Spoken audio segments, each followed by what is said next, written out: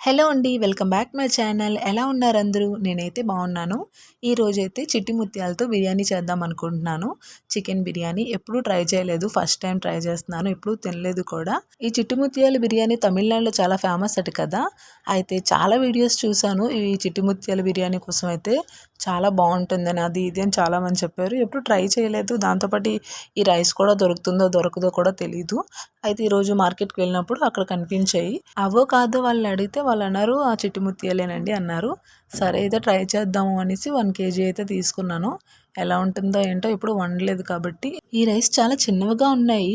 Same మనకి నూకలు ఉంటాయి కదా, నూకల్లాగే ఉన్నాయి. అందుకేనేమో చిట్టి ముత్యాలని పేరు వచ్చింది. ఈ రైస్ స్మెల్ ఎలా వస్తుందంటే మనం బిర్యానీ వండిన తర్వాత వాసన ఎలా వస్తుందో వండక ముందే నార్మల్ రైసే అలా వస్తుంది వాసన. మరి టేస్ట్ ఎలా ఉంటుందో తెలియదు కానీ ప్రజెంట్ వాసన అయితే మాత్రం చాలా బాగుంది. బిర్యానీ కోసం అయితే చికెన్ తీసుకున్నాను. చికెన్ నెక్స్ట్ మసాలా అయితే రెడీ చేశాను. మసాలా నెక్స్ట్ అల్లం వెల్లుల్లి పేస్ట్ ఇవన్నీ కూడా వేసాను. నిమ్మకాయ రసం మొత్తం ఇవన్నీ కూడా కలిపేసి అయితే పక్కన పెట్టాను. ఉప్పు కారం అన్నీ వేసి ఒక హాఫ్ అన్ అవర్ పాటు ఉంచాను. కనీసం ఒక 1 అవర్ ఉంటే ఇంకా బాగుంటుంది. టైం ఉంటే ఒక 1 అవర్ అన్నా ఉంచండి. బిర్యానీ టేస్ట్ అయితే బాగుంటుంది.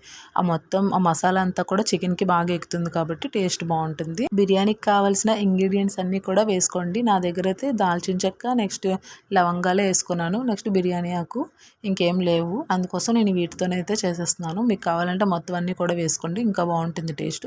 మరీ ఎక్కువ వేసుకున్నా కూడా ఘాటు ఎక్కువైపోతుంది.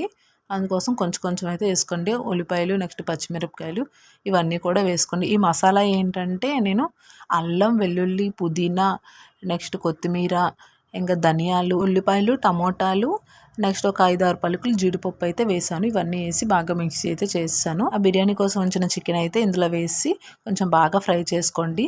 కొంచెం బాగా కలిపిన తర్వాత చికెన్ నుంచి వాటర్ వస్తుంది కదా, ఆ వాటర్తోనే మనకి సగం కుక్ అయిపోతుంది ఆ చికెన్. ఇంకెక్కువ అవసరం లేదు. నేను నార్మల్గా ఏంటంటే కుక్కర్ రైస్ ఎక్కువ చేస్తాను. కుక్కర్లో బిర్యానీ నచ్చుతుంది.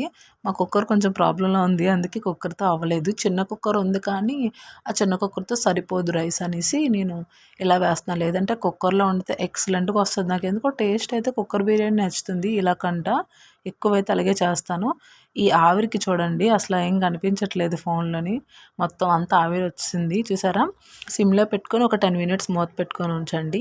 అయితే మూత తీసిన తర్వాత కొంచెం వాటర్ వేసుకొని, అంటే మనం ఎంత బియ్యం వేసుకుంటామో దానికి తగ్గట్టుగా వాటర్ కూడా వేసుకోవాలి. కానీ వీటికి ఏంటంటే ఈ చిట్టి ముత్యాలు చిన్న రైస్ కదా, మరీ ఎక్కువ వాటర్ వేసుకున్నా కూడా ముద్దయిపోద్ది. అందుకోసం నేను ఒక హాఫ్ గ్లాస్ తగ్గించాను. ఒక హాఫ్ గ్లాస్ తగ్గించి వాటర్ అయితే వేసుకున్నాను. ఈ చిట్టి ముత్యాల బియ్యం అయితే కడిగేసి అయితే ఉంచాను. ఆ బియ్యం కూడా వేసుకున్నాను. నేను లాస్ట్లో నెయ్యి కూడా వేసుకున్నాను.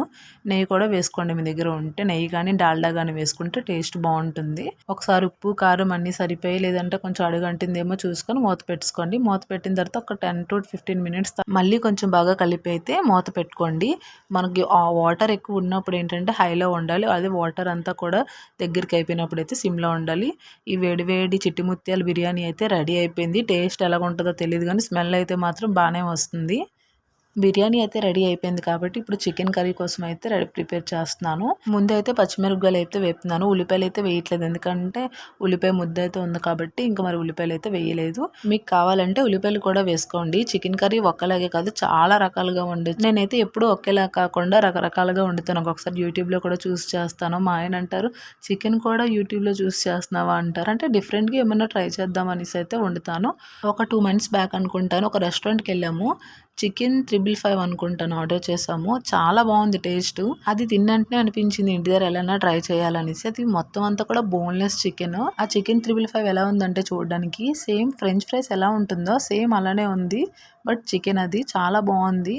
అయితే ట్రై చేద్దాం అనేసి ఇంటి దగ్గర అయితే ట్రై చేశాను. పర్ఫెక్ట్గా వచ్చింది. నేనైతే వీడియో తీయలేదు అప్పుడు. చాలా బాగా వచ్చింది. అంటే మళ్ళీ ట్రై చేస్తాను ఎప్పుడన్నా కూడా. కానీ కొంచెం ఓపిక ఉండాలి, టైం కావాలి. దానికి ఏంటంటే ఆ పీసెస్ కట్ చేసుకోవాలి సరిగ్గా. అందుకేంటంటే కొంచెం టైం పడుతుంది. అలా చాలా రకాలుగా వండొచ్చు.